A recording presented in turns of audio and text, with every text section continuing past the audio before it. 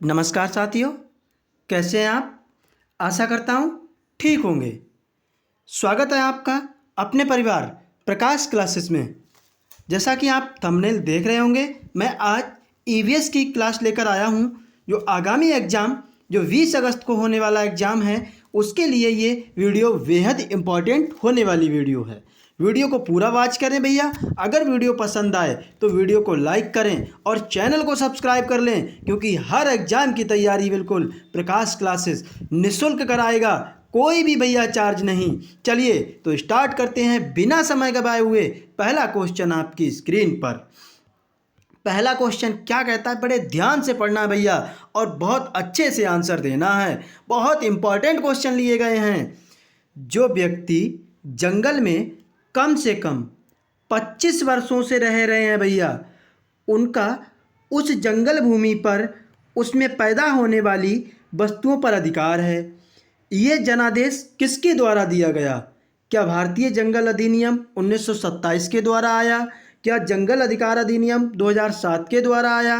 क्या भूमि अधिग्रहण अधिनियम 1894 या संविधान अनुसूचित जाति या आदेश संशोधन विधेयक 2012 के अंतर्गत? कमेंट कीजिए। बहुत ही इंपॉर्टेंट क्वेश्चन लिया गया है भैया। बिल्कुल वीडियो को पूरा वॉच करें और जो मेरी वीडियो देख रहे हैं भैया, उनके माता पिता को प्रकाश क्लासेस का सादर प्रणाम है। फिलहाल क्या होगा, जंगल अधिकार अधिनियम 2007 में कहा गया है कि भैया जो जंगल में 25 वर्ष से वास कर रहे हैं, उनका जो जंगल भूमि पर जो चीज़ें पैदा होने वाली हैं, उन पर पूर्ण अधिकार है। ठीक है, अगला क्वेश्चन आपकी स्क्रीन पर।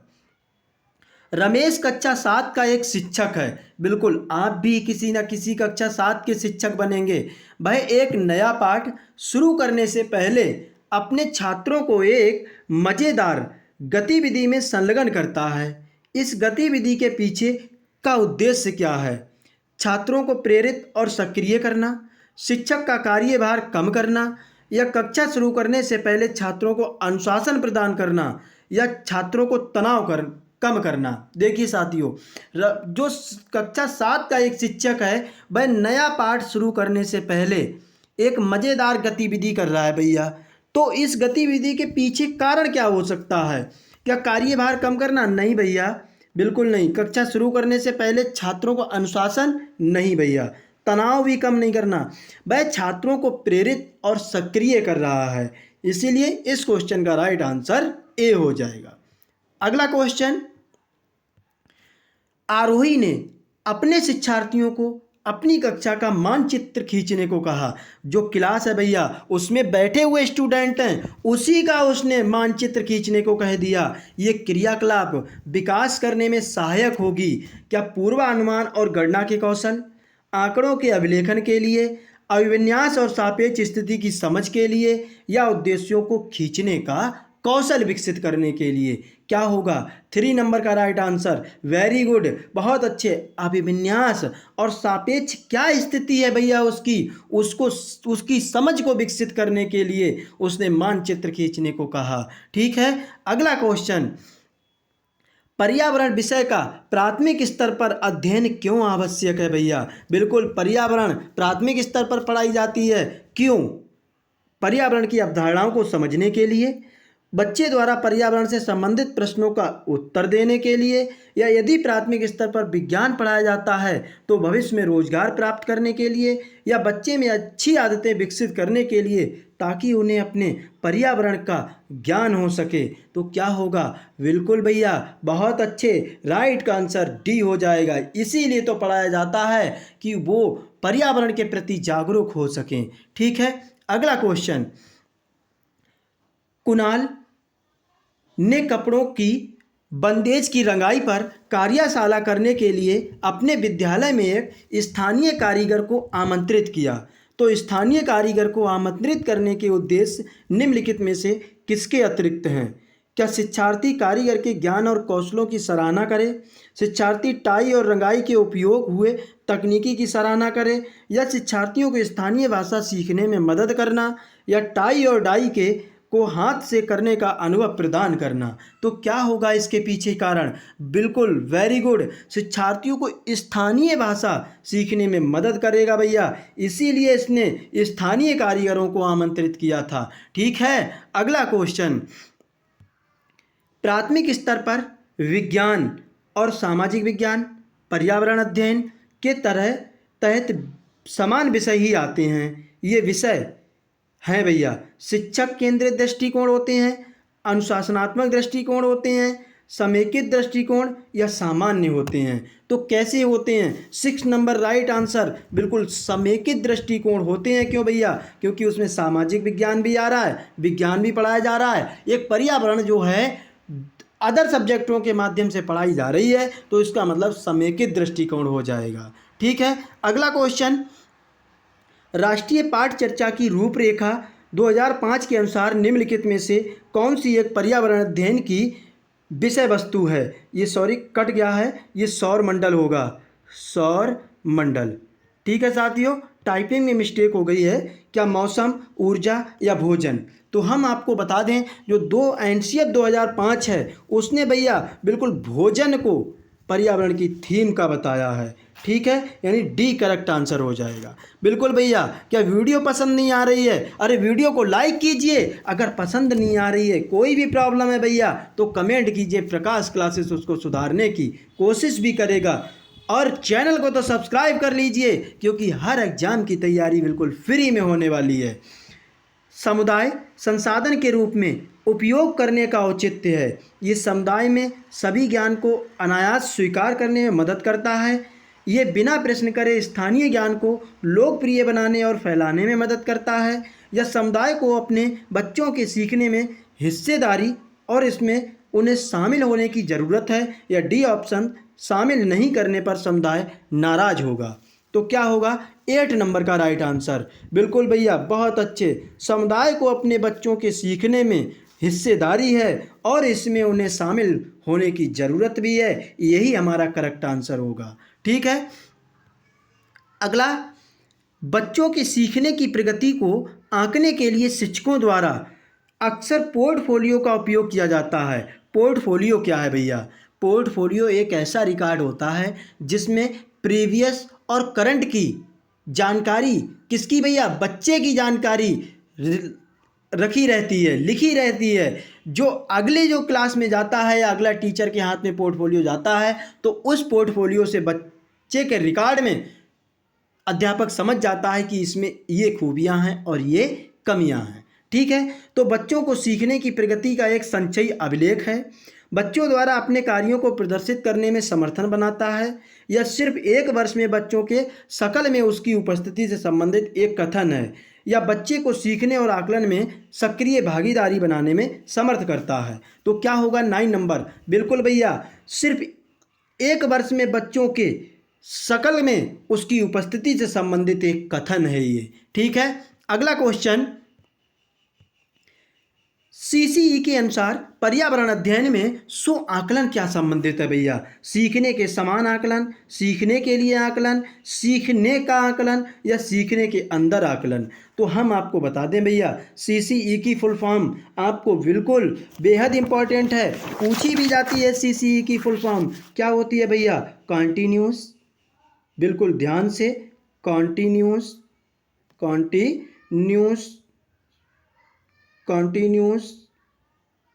ठीक है, एंड कंप्रेहेंसिव,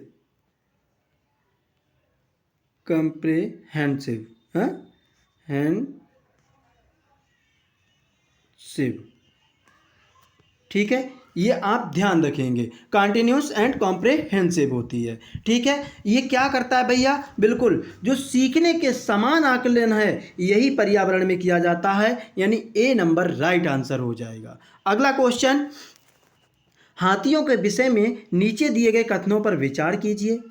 हाथी बहुत कम आराम करते हैं, ये एक दिन में केवल 2 से 4 घंटे ही सोते हैं। बिल्कुल सही बात है भैया। एक बड़ा हाथी एक दिन में 200 केजी से अधिक पत्तियां और झाड़ियां खा लेता है। इन्हें पानी और कीचड़ में खेलने बहुत भाता है, इससे इनके शरीर को ठंडक मिलती है। राइट है। किसी हाथियों के झुंड में सबसे बुजुर्ग हथनी ही सभी के फैसले लेती है। यानी वो 200 केजी तक खाता है भैया, 200 केजी तक, ये भी ध्यान रखना, ना कि अधिक। यानी ये हमारा राइट आंसर हो जाएगा। ठीक है, हमसे अलग पूछा गया है, इसमें चारों में से अलग कौन सा है। अगला क्वेश्चन, निम्नलिखित विशेषताओं को पढ़कर पेड़ की प्रकार की पहचान कीजिए। फर्स्ट ऑप्शन है, इस पेड़ के तने में पानी एकत्रित करने की क्षमता होती है। ये भूमि से 12 से 15 फीट की ऊंचाई तक बढ़ता है। क्या खेजड़ी का पेड़ होगा, क्या बरगद का पेड़ होगा, क्या रेगिस्तानी ओक होगा, क्या घटपर्णी होगा? तो क्या भैया देखिए, घटपर्णी के बारे में हम बताएं, ये भारत के मेघालय में पाया जाता है। ये कीटों का भक्षण करता है, ठीक है, और ये मोहक सुगंध भी निकालता है, ठीक है। और ये खेजड़ी का पेड़ रेगिस्तानों में पाया जाता है, यानी राजस्थान में पाया जाता है। इसकी जो छाल होती है भैया, वो दवाई बनाने के काम में आती है, ठीक है। और इसकी खासियत एक है कि इसके लकड़ी में कभी भी कीड़े नहीं लगते हैं। फिलहाल ऐसा पेड़ जो अपने तने में भैया पानी एकत्रित करता है, ये भी एक रेगिस्तानी पेड़ है, जिसे हम रेगिस्तानी ओक के नाम से जाने जाते हैं। और ये ऑस्ट्रेलिया में पाया जाता है। कहाँ? ऑस्ट्रेलिया में पाया जाता है, ठीक है। अगला क्वेश्चन, निम्नलिखित में से किसे हमारे देश में आने वाले व्यापारी दक्षिण अमेरिका से हमारे देश में लाए थे? क्या बंद गोभी, टमाटर, गटर या भिंडी? तो कमेंट कीजिए। 30 नंबर का राइट आंसर क्या होगा? वेरी गुड भैया, बहुत अच्छे। ये किसको लेके आए थे? टमाटर को लेके आए थे, ठीक है। और बंद गोभी आपकी कहाँ से ली गई है भैया? कमेंट करना। यूरोप से ली गई है। कहाँ से? यूरोप से ली गई है, ठीक है। और भिंडी की बात की जाए तो ये कहाँ से ली गई है? ये अफ्रीका से ली गई है। कहाँ से? अफ्रीका से ली गई है। और आलू अगर आपसे पूछ लिया जाए, जो आपकी दिनचर्या में यूज होता है, बिल्कुल, तो ये दक्षिण अमेरिका से लिया गया है। कहाँ से? दक्षिण अमेरिका से लिया गया है, ठीक है साथियों, बिल्कुल। अगला क्वेश्चन आपकी स्क्रीन पर, ब्रेड, पिज्ज़ा, बर्गर और जैम जैसे प्रोसेस्ड से भरपूर होते हैं, क्या वसा, विटामिन, प्रोटीन, कार्बोहाइड्रेट? तो कमेंट कीजिए। देखिए, आपको भूख लगी है भैया, अगर आप ब्रेड, पिज्ज़ा, बर्गर या तली हुई चीज़ें खाते हैं तो बिल्कुल आपकी भूख तुरंत शांत हो जाती है। क्यों? ये भैया कार्बोहाइड्रेट की वजह से। प्रोटीन हमारी मांसपेशियों को तगड़ा बनाने में काम आता है, ठीक है, बिल्कुल। कार्बोहाइड्रेट इस क्वेश्चन का राइट आंसर हो जाएगा। अगला क्वेश्चन, पैक्ड वेफर्स यानी लिफाफा बंद चिप्स जो हैं, किस कारण से लंबे समय तक ताज़े बने रहते हैं? क्या ऑक्सीजन गैस के कारण, क्या नाइट्रस ऑक्साइड के कारण, हीलियम के कारण या नाइट्रोजन के कारण? तो हम आपको बताएं भैया, आपने चिप्स लिया होगा, 2-4 पड़े होते हैं चिप्स, लेकिन क्या थैली बिल्कुल फूली हुई होती है। उन्हें बिल्कुल ताज़ा फ्रेश बनाने के लिए कौन सी गैस यूज की जाती है? वो आपकी भैया नाइट्रोजन होती है।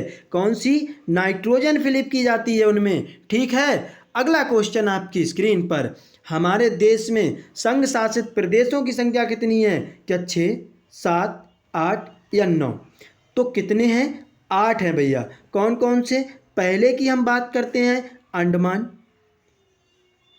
अंडमान निकोबार, ठीक है, अंडमान निकोबार, बिल्कुल भैया। दूसरे नंबर पे आपका आता है चंडीगढ़, ठीक है, चंडीगढ़। फिर तीसरे नंबर पे आपका आता है भैया दादरा नगर हवेली, ठीक है, नगर हवेली। फिर उसके बाद आपका चौथे नंबर पे आपका आता है भैया जम्मू कश्मीर, ठीक है। और फिर 5वें नंबर पे आपका आ जाता है भैया लद्दाख। और छठे नंबर पे आपका आता है भैया लक्षद्वीप। कौन? लक्षद्वीप। और 7वें नंबर पे आपका आता है दिल्ली। ये बिल्कुल आप ध्यान रखेंगे, इनमें से ये भी पूछा जाता है कौन सा नहीं है या कौन सा है, ठीक है। इसीलिए मैं लिख रहा हूँ भैया 8वें नंबर पर पुडुचेरी। कौन सा? पुडुचेरी, ठीक है। ये 8 प्रकार के मैंने लिख दिए हैं भैया। बिल्कुल, तो कितने होते हैं हमारे? 8 होते हैं। स्क्रीनशॉट लेना भैया बिल्कुल। अरे वीडियो को लाइक कीजिए भैया, किसी ने भी वीडियो लाइक नहीं की, इतने सारे लोग देख रहे हैं। बिल्कुल, बहुत अच्छे भैया। अगला क्वेश्चन आपकी स्क्रीन पर, हमारे देश के किस भाग में लोगों के रहने के लिए बने बड़े तिकाने यानी तिकोने टेंट को रेबो कहते हैं और जानवरों को रहने के स्थान को लेखा कहा जाता है? तो ये कहाँ कहा जाता है? क्या अरुणाचल प्रदेश, मेघालय, जम्मू और कश्मीर, लेह और लद्दाख में?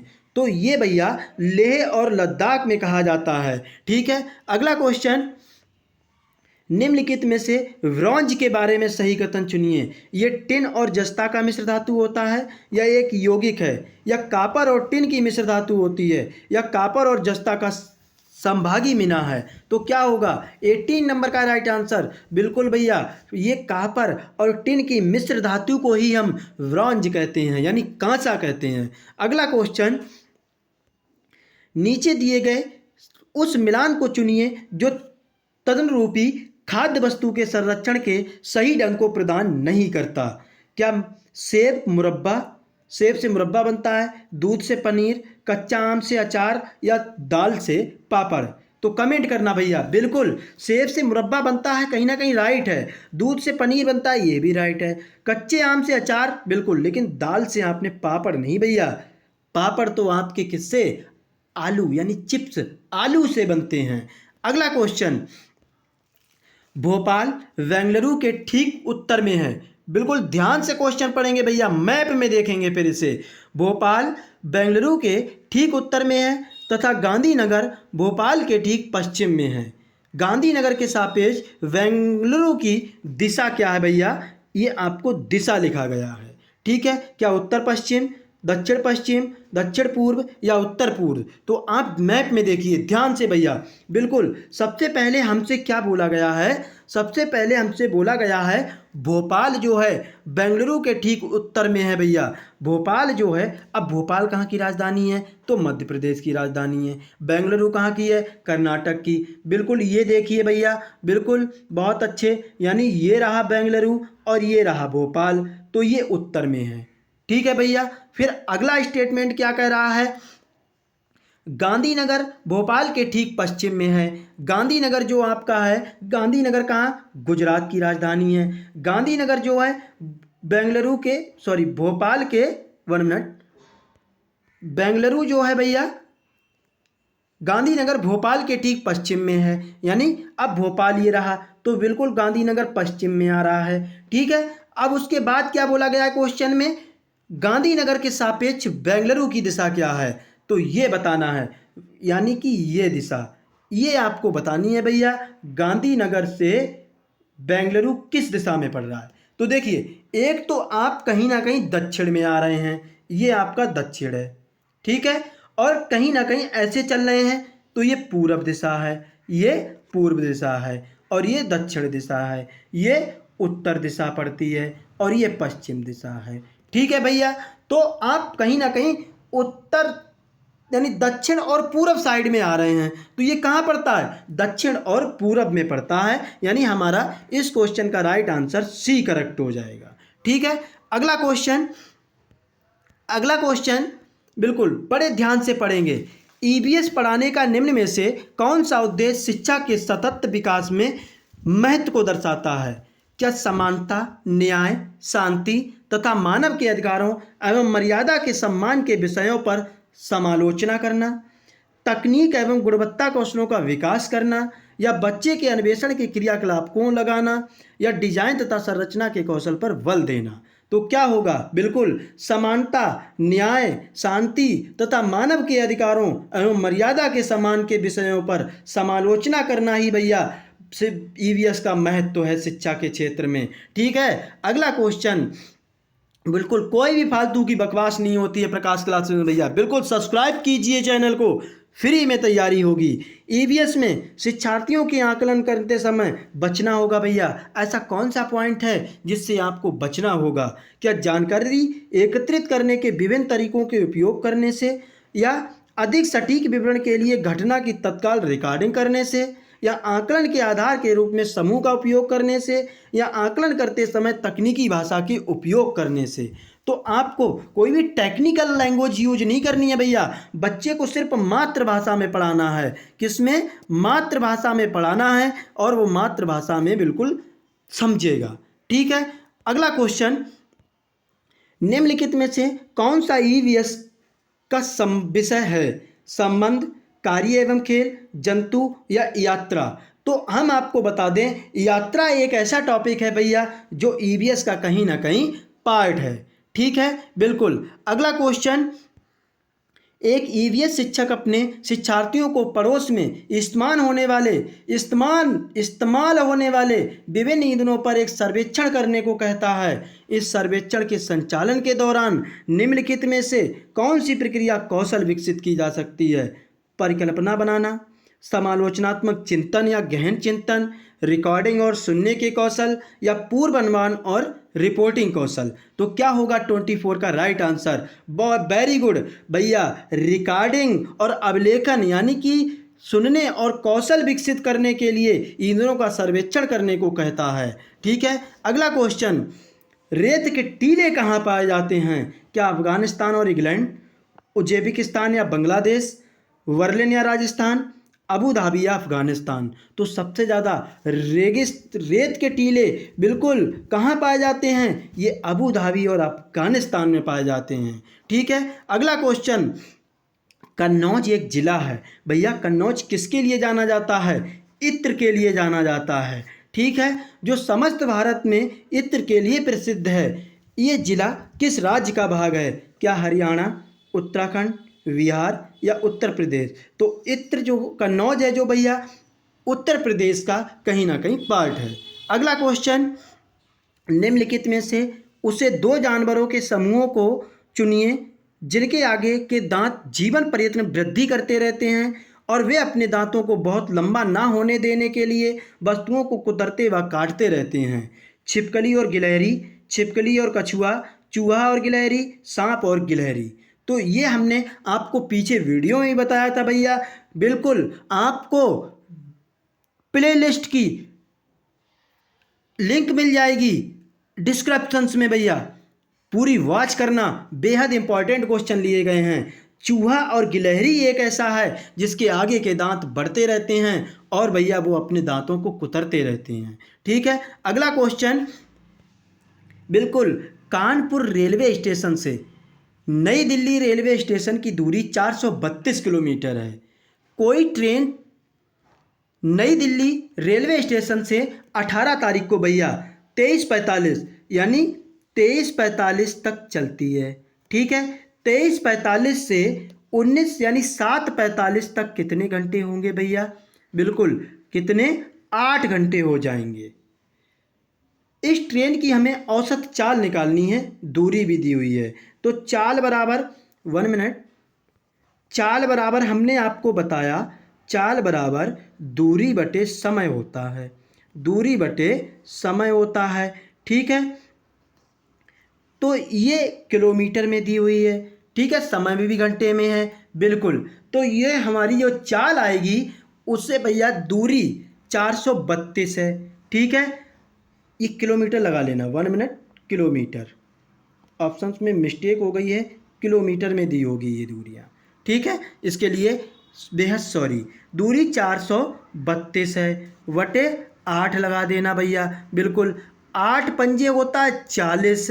ठीक है, 8 पंजे 40, बिल्कुल डिवाइड कीजिए आप, 8 पंजे 40, 3 बचे, यहाँ 32 हो गए, तो 8 चौक 32 यानी 54 किलोमीटर प्रति घंटा की स्पीड होगी उसकी। ठीक है, बिल्कुल समझ में आया होगा, आशा करता हूँ। अगला क्वेश्चन आपकी स्क्रीन पर भैया, ये कुड़ुक कहाँ के लोगों की बोलचाल की भाषा है? स्टार लगाना भैया क्वेश्चन पर। लाल, क्या असम? असम में बिहू त्योहार मनाया जाता है, ये भी ध्यान रखना भैया। क्या अरुणाचल प्रदेश, मिजोरम या झारखंड? तो हम आपको बता दें, कुड़ुक जो है वो भैया झारखंड के लोगों की बोलचाल है। अगला लास्ट क्वेश्चन इस वीडियो का, निम्नलिखित में से कौन भारत का संघ शासित प्रदेश है? क्या अरुणाचल प्रदेश, मणिपुर, मेघालय या जम्मू कश्मीर? तो हमने आपको पीछे भी बताया कौन है भैया, जम्मू कश्मीर है। ठीक है, ये वीडियो आपको कैसी लगी एक बार हमें कमेंट करके ज़रूर बताना। भैया बिल्कुल वीडियो पसंद आई हो तो लाइक ज़रूर करना और कमेंट ज़रूर करना। अगर हर एग्ज़ाम की तैयारी बिल्कुल फ्री में करनी है तो चैनल को सब्सक्राइब कर लीजिए, कोई भी चार्ज नहीं, प्रकाश क्लासेस की तरफ से भैया। बिल्कुल, जय हिंद साथियों।